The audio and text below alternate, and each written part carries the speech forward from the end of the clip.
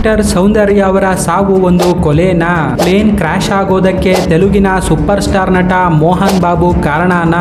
ಯಾಕೆ ಇಷ್ಟು ವರ್ಷವಾದ್ರೂ ಇದನ್ನ ಕೆಲವರು ಪ್ರೀ ಪ್ಲಾನ್ ಮರ್ಡರ್ ಅಂತ ಕರೀತಾರೆ? ಅಥವಾ ಆಪ್ತ ಮಿತ್ರದಲ್ಲಿ ಸೌಂದರ್ಯ ಅವರು ನಟಿಸಿದ್ದಕ್ಕೆ ಸಾವನ್ನಪ್ಪಿದ್ರ? ನಿಜವಾಗಿ ಅವರ ಸಾವಿಗೆ ಕಾರಣವೇನೋ? ಇದನ್ನೆಲ್ಲ ಕಂಪ್ಲೀಟ್ ಆಗಿ ನೋಡೋಣ. ಅದಕ್ಕೂ ಮುನ್ನ ನೀವಿನ್ನು ನಮ್ಮ ಚಾನೆಲ್ಗೆ ಸಬ್ಸ್ಕ್ರೈಬ್ ಆಗಿಲ್ಲ ಅಂದ್ರೆ ದಯವಿಟ್ಟು ಸಬ್ಸ್ಕ್ರೈಬ್ ಮಾಡ್ಕೊಳ್ಳಿ. Let's get into the Soundarya death case. April 17, 2004 ಬೆಳಿಗ್ಗೆ ಸಮಯ 9:30 ಆಂಧ್ರ ಪ್ರದೇಶದ ಕರೀಂನಗರದಲ್ಲಿ ಬಿಜೆಪಿಯ ಎಲೆಕ್ಷನ್ ಪರವಾಗಿ ಒಂದು ಬೃಹತ್ ಪ್ರತಿಭಟನೆ ನಡೆಯುತ್ತಿರುತ್ತದೆ. ಇದಕ್ಕೆ ಸ್ಪೆಷಲ್ ಗೆಸ್ಟ್ ಆಗಿ ಸೌಂದರ್ಯ ಅವರನ್ನ ಇನ್ವೈಟ್ ಮಾಡಿರುತ್ತಾರೆ. ಇದರಿಂದ 3 ದಿನಗಳ ಮುಂಚೆಯೇ ಸೌಂದರ್ಯ ಅವರ ಸಹೋದರ ಅಮರ್ನಾಥ್ ಕಮರ್ಷಿಯಲ್ ಫ್ಲೈಟ್ ಅನ್ನ ಬುಕ್ ಮಾಡಿರುತ್ತಾರೆ. ಆದರೆ ತುಂಬಾ ಬ್ಯುಸಿ ಇದ್ದಂತಹ ಸೌಂದರ್ಯ ಅವರಿಗೆ ಈ ಕಮರ್ಷಿಯಲ್ ಫ್ಲೈಟ್ ನ ಸಮಯಕ್ಕೆ ಇವರ ಸಮಯ ಅಡ್ಜಸ್ಟ್ ಆಗೋದಿಲ್ಲ.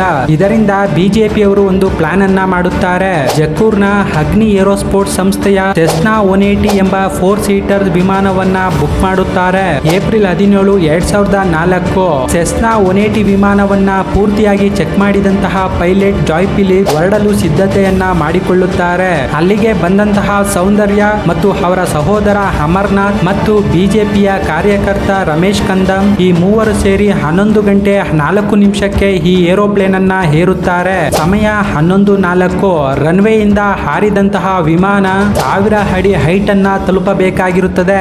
ಆದರೆ ಅದು ಹೋಗಿದ್ದು ಮಾತ್ರ 150 ಅಡಿ. ಇದರಿಂದ ಪೈಲಟ್ ಜಾಯ್ ಫಿಲಿಪ್ಸ್ ಎತ್ತರಕ್ಕೆ ಹೋಗಲು ಸಡನ್ ಆಗಿ ಒಂದು ಲೆಫ್ಟ್ ಟರ್ನ್ ಅನ್ನ ಮಾಡುತ್ತಾರೆ. ಆದರೆ ಕೇವಲ 150 ಅಡಿ ಎತ್ತರದಲ್ಲಿದ್ದಂತಹ ವಿಮಾನದ ರೆಕ್ಕೆಯ ಮೇಲೆ ಗಾಳಿಯ ಪ್ರೆಷರ್ ಹೆಚ್ಚಾಗಿ ಬೀಳುತ್ತದೆ ಮತ್ತು ವಿಮಾನದ ವೇಗ ಕೂಡ ಕಡಿಮೆ ಇದ್ದಿದ್ದರಿಂದ ವಿಮಾನ ನಿಯಂತ್ರಣ ತಪ್ಪಿ ಹಾರಿದಂತಹ ಕೇವಲ 2 ನಿಮಿಷದಲ್ಲಿಯೇ ಜಿಕೆವಿಕೆಯ ಗಾಂಧಿ ಕೃಷಿ ವಿಜ್ಞಾನ ಕೇಂದ್ರದ ಆವರಣದಲ್ಲಿ ನೇರವಾಗಿ ಬೀಳುತ್ತದೆ. ನೆಲಕ್ಕೆ ನೇರವಾಗಿ ಬಿದ್ದಿದ್ದರಿಂದ ಇಂಧನದ ಟ್ಯಾಂಕ್ ಭೀಕರವಾಗಿ ಸ್ಫೋಟವಾಗುತ್ತದೆ. ನೋಡುತ್ತಿದ್ದಂತೆ ಒಂದು ಬೆಂಕಿಯ ಉಂಡೆಯಾಗಿ ರೂಪುಗೊಳ್ಳುತ್ತದೆ.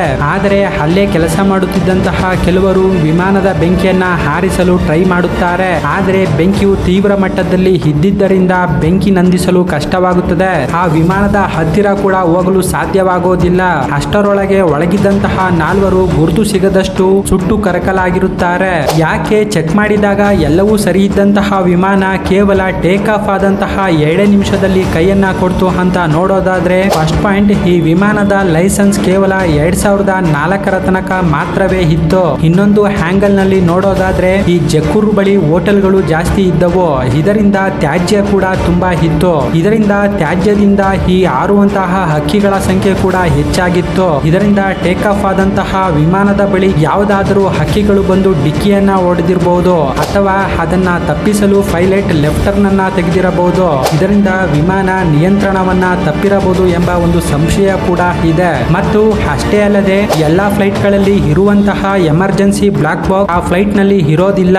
ಇದರಿಂದ ಕೊನೆಯ 2 ನಿಮಿಷದಲ್ಲಿ ಸೌಂದರ್ಯ ಮತ್ತು ಪೈಲಟ್ ನ ನಡುವೆ ಏನ್ ಕಾನ್ವರ್ಸೇಷನ್ ಆಯ್ತು ಅನ್ನೋದು ಪ್ರಶ್ನೆಯಾಗಿಯೇ ಉಳಿದಿದೆ. ಇದರಿಂದ ಪೊಲೀಸರಿಗೂ ಕೂಡ ಆ ಲಾಸ್ಟ್ 2 ಮಿನಿಟ್ಸ್ ಅಲ್ಲಿ ಏನ್ ಕಾನ್ವರ್ಸೇಷನ್ ಆಗಿರ್ಬೋದು ಅನ್ನೋದು ಕೂಡ ಒಂದು ಪ್ರಶ್ನೆಯಾಗಿಯೇ ಉಳಿದು ಹೋಗುತ್ತದೆ.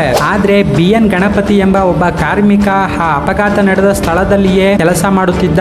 ಇದರಿಂದ ಅವನ ಹೇಳಿಕೆಯ ಪ್ರಕಾರ 2 ನಿಮಿಷಗಳವರೆಗೂ ಒಂದೇ ಸ್ಥಳದಲ್ಲಿ ಆ ಏರೋಪ್ಲೇನ್ ಇತ್ತು. ನಂತರ ನೇರವಾಗಿ ಬಂದು ಡಿಕ್ಕಿ ಹೊಡೆಯಿತು ಅಂತ ಹೇಳ್ತಾರೆ. ಇದರಿಂದ ಜಕ್ಕೂರ್ನ ಪೊಲೀಸರು ಇದೊಂದು ನ್ಯಾಚುರಲ್ ಆಕ್ಸಿಡೆಂಟಲ್ ಡೆತ್ ಆಗಿದೆ ಎಂದು ಬರೆದುಕೊಂಡು ಒಮ್ಮೆ ವೈದ್ಯಕೀಯ ತಪಾಸಣೆಗೂ ಕೂಡ ಕಳಿಸಿಕೊಡುತ್ತಾರೆ. ಆದ್ರೆ ಅಲ್ಲಿಯೂ ಕೂಡ ಅವರಿಗೆ ಯಾವುದೇ ರೀತಿಯ ಅನುಮಾನಾಸ್ಪದ ಎವಿಡೆನ್ಸ್ ಸಿಗೋದಿಲ್ಲ. ಆದರೆ ಸೌಂದರ್ಯ ಅವರ ಸಾವಿಗೆ ಕೆಲವೊಂದು ಕಾನ್ಸ್ಪಿರೆನ್ಸಿ ಥಿಯರಿಗಳಿವೆ. ಅದರಲ್ಲಿ ಮೊದಲನೆಯದು ನಾಗವಲ್ಲಿ. ಆಪ್ತ ಮಿತ್ರ ಸಿನಿಮಾದಲ್ಲಿ ನಾಗವಲ್ಲಿಯ ಪಾತ್ರ ಮಾಡಿದ್ದರಿಂದ ನಾಗವಲ್ಲಿಯ ಶಾಪಕ್ಕೆ ಗುರಿಯಾಗಿದ್ದಾರೆ ಎಂದು ಕೂಡ ಹೇಳಲಾಗುತ್ತದೆ. ಆದ್ರೆ ಇದೊಂದು ಕಂಪ್ಲೀಟ್ ಆಗಿ ಕಾಲ್ಪನಿಕ ಕಥೆಯಾಗಿದ್ದರಿಂದ ನಾಗವಲ್ಲಿ ಎಂಬ ಪಾತ್ರವೂ ಕೂಡ ಒಂದು ಕಾಲ್ಪನಿಕವಾಗಿದೆ. ಆದ್ರೆ ನಾಗವಲ್ಲಿ ಪಾತ್ರವನ್ನ ಆಳವಾಗಿ ತೆಗೆದುಕೊಂಡಿದ್ದಂತಹ ಕೆಲವರು ಈ ಕಾನ್ಸ್ಪಿರೆನ್ಸಿ ಥಿಯರಿಯನ್ನ ಹೇಳುತ್ತಾರೆ. ಆದ್ರೆ ಕೋಇನ್ಸಿಡೆನ್ಸ್ ಏನೆಂದರೆ ಆಪ್ತರಕ್ಷಕ ಸಿನಿಮಾದಲ್ಲಿ ಅಭಿನಯಿಸಿದಂತಹ ಡಾಕ್ಟರ್ ವಿಷ್ಣುವರ್ಧನ್ ಅವರು ಕೂಡ ಆಪ್ತರಕ್ಷಕ ಸಿನಿಮಾ ರಿಲೀಸ್ ಆಗುವ 2 ವಾರಗಳ ಮುಂಚೆಯೇ ಅವರು ಕೂಡ ಹಾರ್ಟ್ ಅಟ್ಯಾಕ್ ನಿಂದ ಸತ್ತು ಹೋಗುತ್ತಾರೆ. ಇಲ್ಲಿಯೂ ಕೂಡ ನಾಗವಲ್ಲಿಯ ಶಾಪಕ್ಕೆ ವಿಷ್ಣುವರ್ಧನ್ ಅವರು ಗುರಿಯಾಗಿದ್ದಾರೆ ಎಂಬ ಒಂದು ಕೆಲವು ಕಾನ್ಸ್ಪಿರೆನ್ಸಿ ಥಿಯರಿಗಳು ಕೂಡ ಇವೆ. ಆದ್ರೆ ಈ 2 ಕೂಡ ಒಂದು ಕೋಇನ್ಸಿಡೆನ್ಸ್. ಇದರಲ್ಲಿ ಯಾವುದೇ ಸತ್ಯಾಂಶ ಇಲ್ಲ. ಎರಡನೆಯ ಕಾನ್ಸ್ಪಿರೆನ್ಸಿ ಏನೆಂದ್ರೆ ತೆಲುಗಿನ ಸೂಪರ್ ಸ್ಟಾರ್ ನಟ ಮೋಹನ್ ಬಾಬು ಪ್ರೀ ಪ್ಲಾನ್ ಮಾಡಿ ಸೌಂದರ್ಯ ಅವರನ್ನ ಕೊಲೆ ಮಾಡಿದ್ದಾರೆ ಎನ್ನುವ ಎನ್ನುವ ಕತೆ. ಮೊದಲು ಈ ಮೋಹನ್ ಬಾಬು ಯಾರಂದ್ರೆ ತೆಲುಗಿನ ಒಬ್ಬ ಸೂಪರ್ ಸ್ಟಾರ್ ನಟ ಮತ್ತು ಇವರು ಕೂಡ ಸೌಂದರ್ಯ ಅವರ ಜೊತೆ ಕೆಲವೊಂದು ಸಿನಿಮಾಗಳನ್ನ ಮಾಡಿದ್ದಾರೆ. ಅದರಲ್ಲಿ 1995ರಲ್ಲಿ ರಿಲೀಸ್ ಆದಂತಹ ಪೆದ್ದರಾಯುಡು, 1998ರಲ್ಲಿ ಶಿವಯ್ಯ, 2000 ಇಸ್ವಿಯಲ್ಲಿ ಪೋಸ್ಟ್ ಮ್ಯಾನ್ ಚಿತ್ರಗಳಲ್ಲಿ ಇಬ್ಬರು ಜೊತೆಯಾಗಿ ನಟಿಸಿದ್ದಾರೆ. ಆದ್ರೆ ಮಾರ್ಚ್ 10, 2025 ಅಂದ್ರೆ 21 ವರ್ಷಗಳ ನಂತರ ಚಿಟ್ಟಿ ಮಲ್ಲು ಎಂಬ ಒಬ್ಬ ಸಾಮಾಜಿಕ ಕಾರ್ಯಕರ್ತ ಸೌಂದರ್ಯ ಅವರ ಸಾವು ಕೇವಲ ಸಾವಲ್ಲ, ಅದೊಂದು ಪ್ರೀ ಪ್ಲಾನ್ ಮರ್ಡರ್ ಎಂದು ಒಂದು ಕೇಸನ್ನ ಕೊಡುತ್ತಾರೆ. ಆ FIR ನಲ್ಲಿ ಏನಿತ್ತು ಅಂದ್ರೆ ಹೈದರಾಬಾದ್ ನ ಶಂಸಾಬಾದ್ ಬಳಿ ನಟಿ ಸೌಂದರ್ಯ ಅವರಿಗೆ ಸೇರಿದಂತಹ 6 ಎಕರೆ ಜಮೀನು ಮತ್ತು ಒಂದು ಗೆಸ್ಟ್ ಹೌಸ್ ಇರುತ್ತದೆ. ಈ ಆಸ್ತಿಯನ್ನ ಮೋಹನ್ ಬಾಬು ತಮಗೆ ಕೊಡುವಂತೆ ಕೇಳಿದ್ದರು. ಆದರೆ ಇದಕ್ಕೆ ಸೌಂದರ್ಯ ಮತ್ತು ಅವರ ಸಹೋದರ ಅಮರ್ನಾಥ್ ಒಪ್ಪಿರಲಿಲ್ಲ.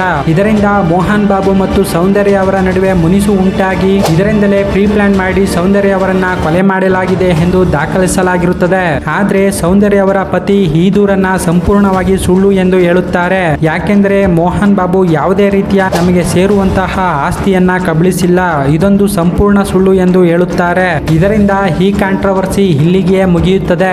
ಇದರಿಂದ ಸೌಂದರ್ಯ ಅವರ ಡೆತ್ ಕೇಸ್ ಕೇವಲ ಆಕಸ್ಮಿಕ ಘಟನೆ, ಇದರಲ್ಲಿ ಯಾರದೇ ಕೈವಾಡ ಇಲ್ಲ ಅಥವಾ ಯಾರು ಕೂಡ ಪ್ರೀ ಪ್ಲಾನ್ ಮಾಡಿ ಕೊಲೆ ಮಾಡಿಲ್ಲ ಎಂದು ಹೇಳಬಹುದು. ಒಂದು ಕಾಲದಲ್ಲಿ ಇಡೀ ಸೌತ್ ಇಂಡಿಯಾವನ್ನೇ ಆಳಿದಂತಹ ನಟಿ ಆಕಸ್ಮಿಕವಾಗಿ ಸಾವನ್ನಪ್ಪುತ್ತಾರೆ ಅಂದ್ರೆ ಒಂದು ದುರಂತವೇ ಸರಿ. ಈ ಕೇಸ್ ಬಗ್ಗೆ ನಿಮ್ಮ ಅಭಿಪ್ರಾಯವೇನು ಅನ್ನೋದನ್ನ ಕಮೆಂಟ್ ಮಾಡಿ. ಹಾಗೆ ಇದೇ ತರದ ಇನ್ನೊಂದು ಕೇಸ್ ಜೊತೆ ಬರ್ತೀನಿ. ಅಲ್ಲಿವರೆಗೂ ಬಾಯ್.